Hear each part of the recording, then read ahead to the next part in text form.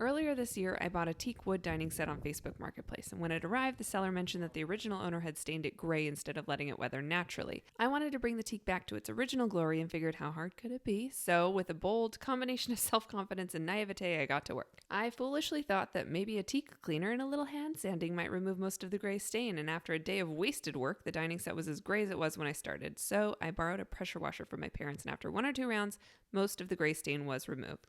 But pressure washing roughed up the surface of the wood, so I went in with sandpaper next. I started hand sanding because I was eager to keep working and didn't own more sophisticated sanding tools, but of course, hand sanding is a slow and terrible process, so I purchased an orbital sander to finish the job. No regrets. Once sanded, I blew off the sanding dust and gave the set a good rinse. I let it dry, then finally I finished it off with a coat of teak protector. Like many of my spontaneous projects, this took way more time and work than I expected, but now that it's done, I do love it. I learned something new, and I saved well over $1,000 by shopping secondhand.